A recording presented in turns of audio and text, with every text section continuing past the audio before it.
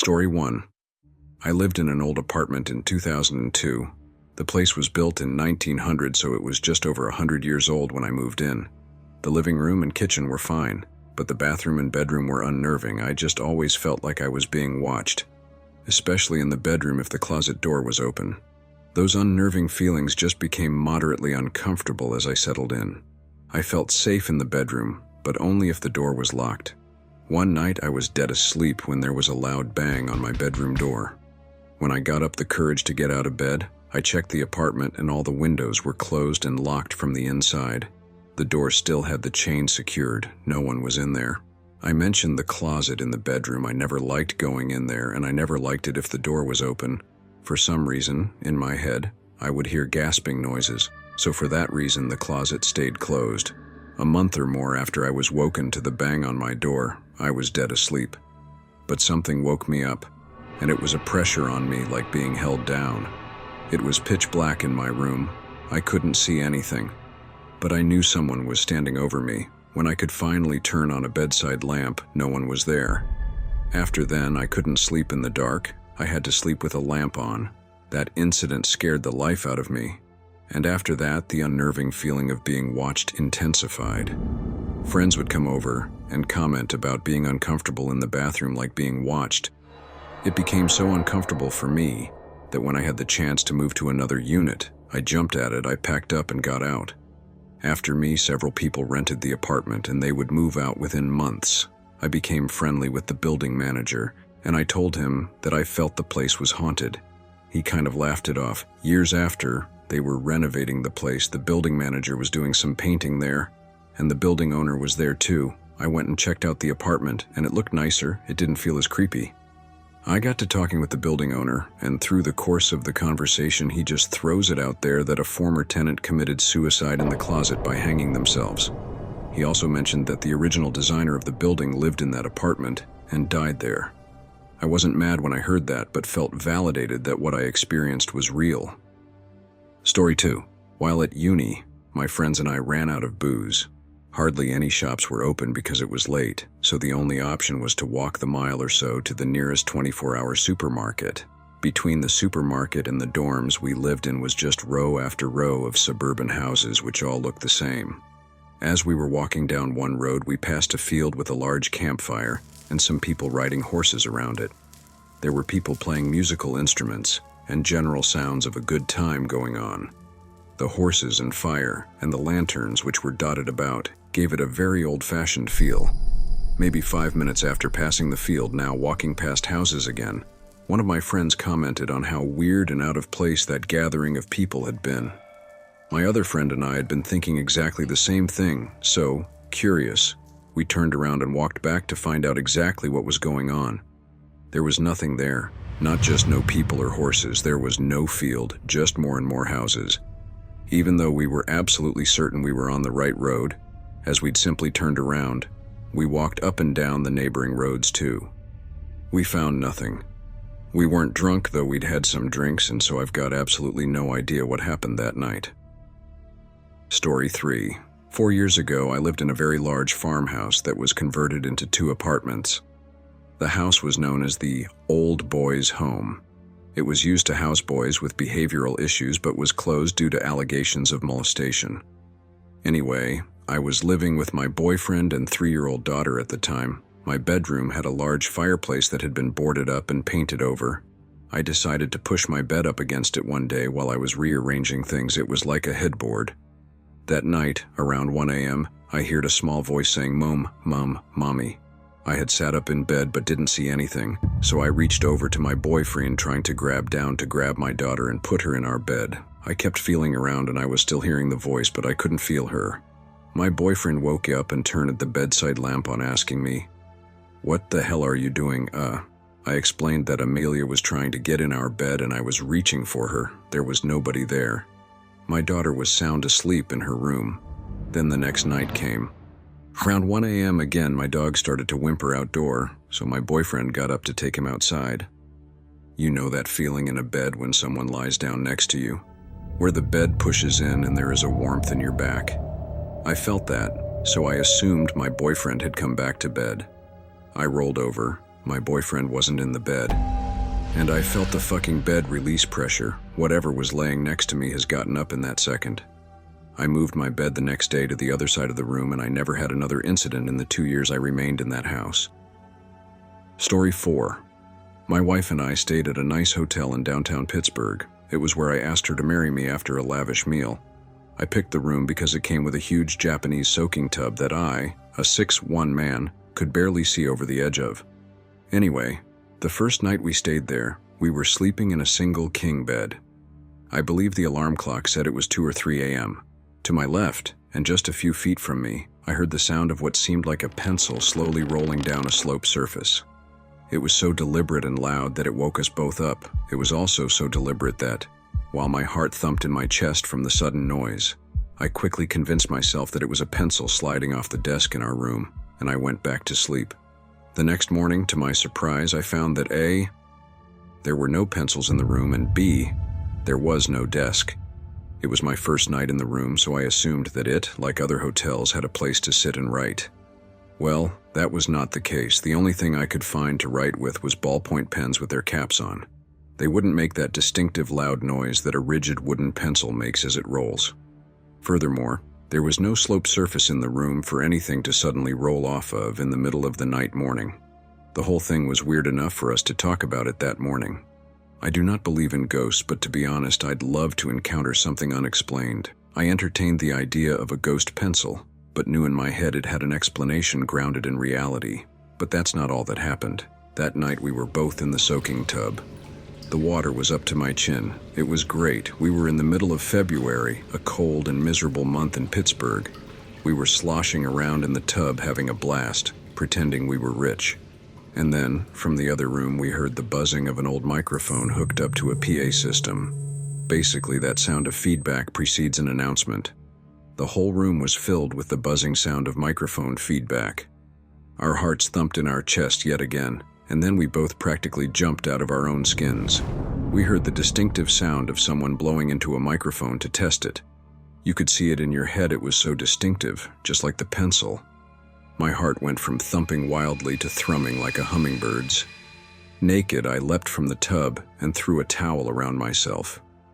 "That was a man blowing into a microphone," I said. My wife stayed in the tub, scared and quiet.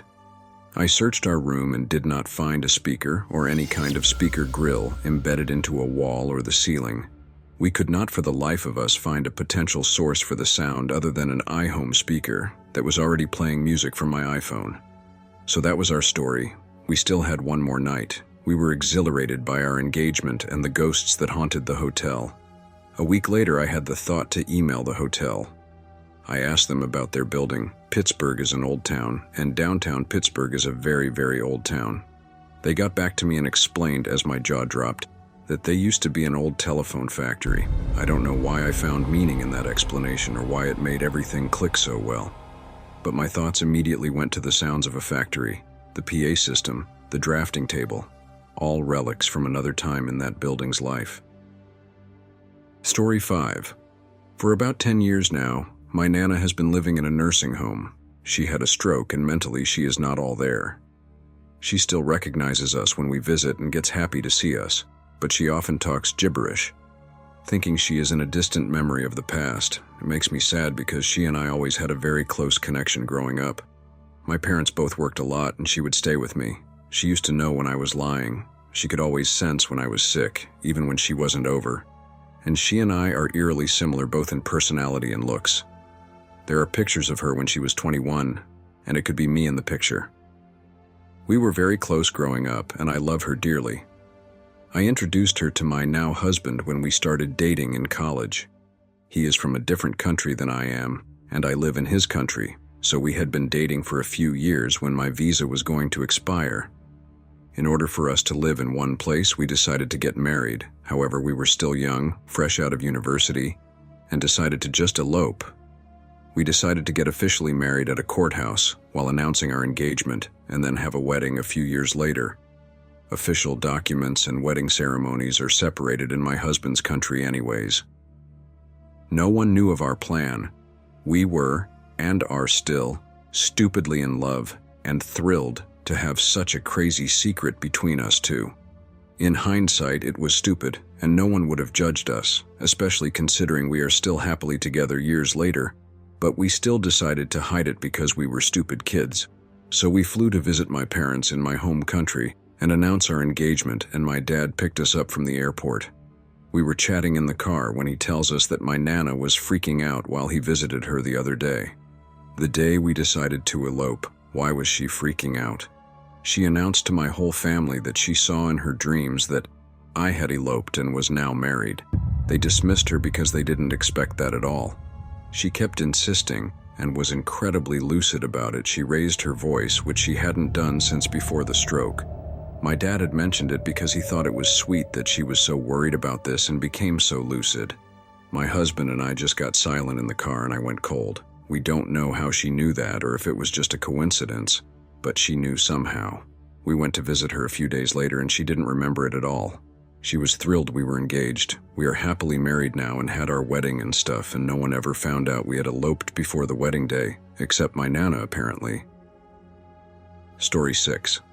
I had just finished my initial military training, basic, a few other classes, and got sent to my first duty station. My unit was at NTC for pre-deployment training, so I met up with the rear echelon. I get issued my room and spent 3 very disturbed days, nights in the barracks with weird stuff happening, like gear not where I left it, locked drawers being opened, the microwave turning on by itself, shit like that. My roommate, who I knew throughout training, showed up on the 4th day, and I told him something along the lines of, "Watch your shit. Someone's been fucking with my stuff and I don't know who." So the 4th night comes around and my roommate secures our room and gear and goes to bed. Gotta be up at 5:30 for PT, so it's an early night. We lock all our stuff and go to bed. I woke up around 1 a.m. because my blanket had fallen to the ground and I was cold, which was weird because we were in the south in summer, so it's always hot. I hop down to get my blanket and I notice my armoire is open, so I open the lock, close it, lock it, and get back to bed. I fell back asleep pretty easily, but I woke up again at about 2:30, and all my stuff and my roommate's stuff is thrown around the room.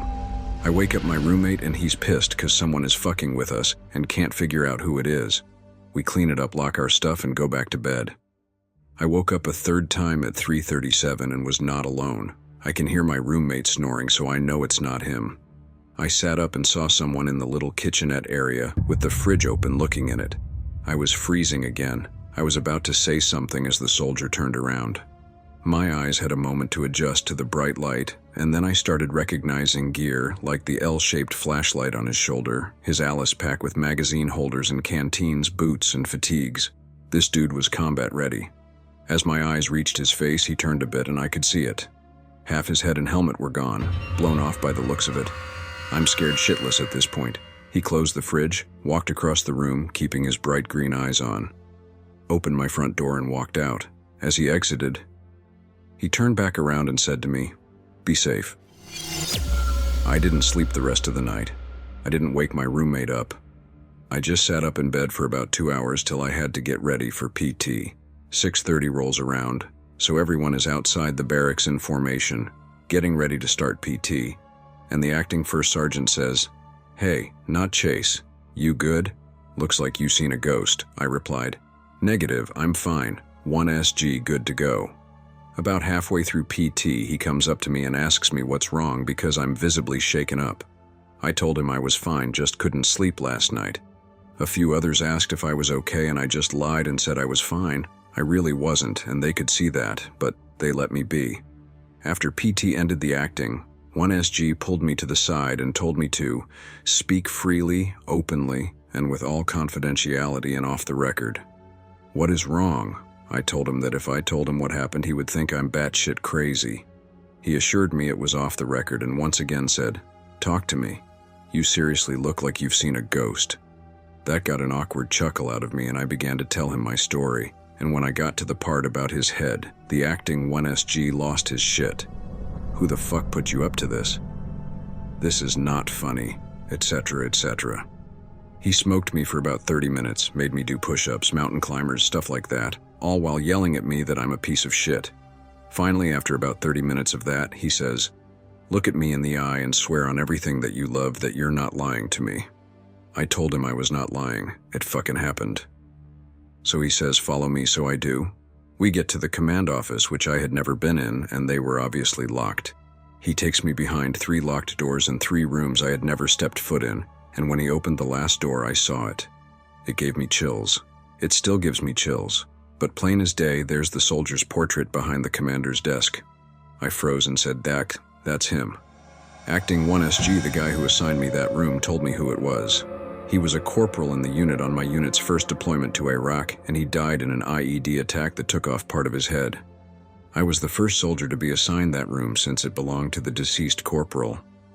He forgave me and I forgave him, and he told me some stories about who this guy was. I deployed with that unit just a couple of months later and spent 12 months fighting in that shithole.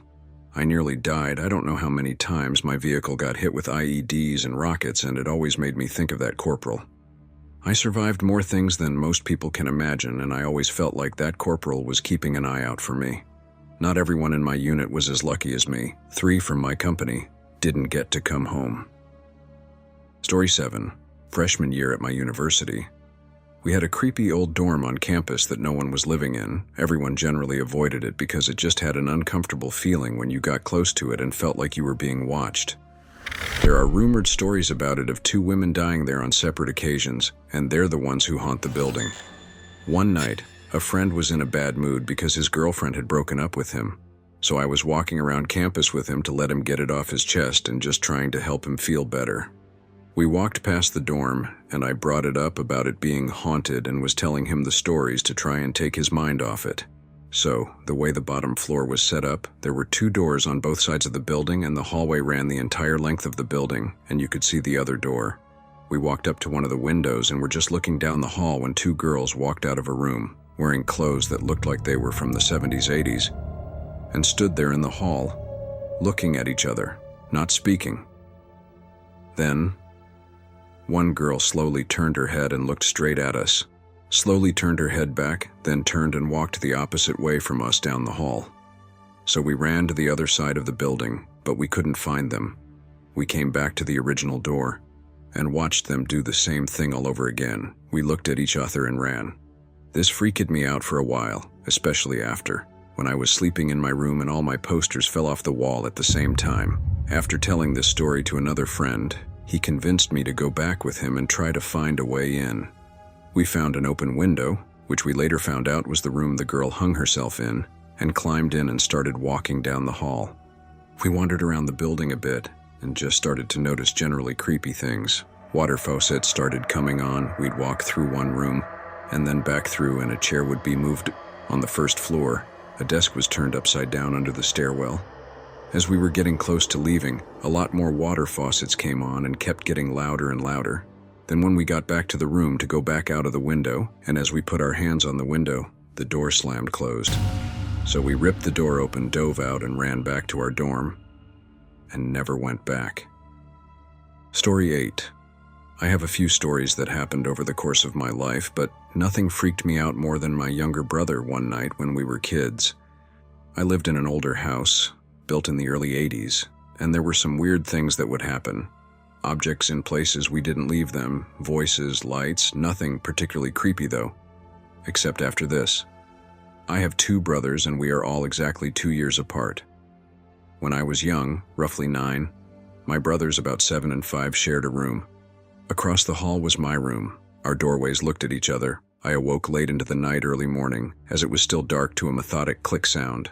I could see my brother's light turning on, off, periodically and in succession. I wandered into the doorway and watched as my brother B sat in the top bunk, a look of horror on his drained-looking face with his little arm reaching down to click the light switch. I don't know how long I stood there, but soon my mother was at my back, watching for a moment before scolding my brother for being up so late and playing with the light. He turned, dead-eyed, to my mother and me and stared coldly for a few moments. In the most monotone voice I've ever heard from a 7-year-old, he told my mom, "They can only move in the dark, they keep getting closer. When I turn the light off, they can almost touch me now. Goodbye." My mom freaked, took all 3 of us to her room, shut and locked the door, and we slept with the light on. The next morning, I asked my brother what he saw. He again got a very dark look about him before explaining to me that children kept coming out of his closet. Except they were darker than the darkest shadow, except for white lines that surrounded the outline of their forms. They had empty white eyes. Every time the light was off, they inched closer. When the light was on, they vanished. When the light turned back off, more descended from the closet and made their way to his bed, climbing up the bunk bed and reaching for him, but leaving the youngest alone and asleep. It freaked me out, but from here it only got worse. This became a nightly occurrence, and both my brothers soon began asking for a chained lock on the closet door. My mother obliged, so they could finally get some sleep. I started staying with them at night to help them sleep. The night the lock was placed on the door, we fell asleep with relaxed fears, until the door violently slammed open as far as the chain would allow, and I swear to God, all three of us saw small black hands clawing through the gap. This became almost nightly. It quickly evolved into whispering coming from the door of the closet, coos and coaxes to near the door, desperate pleads to, "Just let us out." My mom thought we had overactive and gruesome imaginations. Maybe she was right. This continued for almost a year, and as suddenly as it began, it just stopped at the year mark. No sounds, no traces, no nothing. We carried on with life. Other strange things occurred from time to time. Some scary, some odd. We grew older. We stayed in that house for 13 years. We moved, and I moved out of my mom's house. I got my own place, and by some stroke of absent-mindedness, moved into the house directly beside my childhood home. By now I had forgotten about all the strange things of my childhood, and didn't remember them until I was walking my dog one night close to 3 a.m. You see, I work until midnight, so I'm up all night. My brother's childhood bedroom window faces the backyard of my current home. I looked up as my dog started staring in that direction to find the light going on and off, methodically, very slowly. I found it strange. It became a nightly occurrence on my walk to look up and see the light. I remembered the children from the closet. The strangest part for me is the family that moved into my old home is a single mother of 3 boys, just like my family. And just like my family, the children were fairly close to the ages of 9, 7, and 5, give or take a year or two. After doing some research, I found that that particular house was built in 1980 or 1981. It held a nice young family until 1987 when an electrical fire broke out. The family was a father who worked in the mines and was often away, a stay-at-home mom, and her 3 boys, roughly 8, 6, and 4. When the fire broke out, the boys became trapped in the bedroom my brothers slept in. The boys of the original family died of smoke inhalation. Only 2 of the 3 bodies were recovered. The mother made it out alive and later took her own life. The house lay in ruin for 2 years and was rebuilt in 1989-1990. During that time, several strange deaths occurred. A husband and wife moved in with an infant daughter who died of SIDS 5 months after moving in. In 1991, a single man moved in and hung himself in the basement. In 1993 or 1994, a large family of 6 containing a mother, father, 3 boys, and a daughter moved in. The daughter slit her wrists in the bathtub and died of blood loss.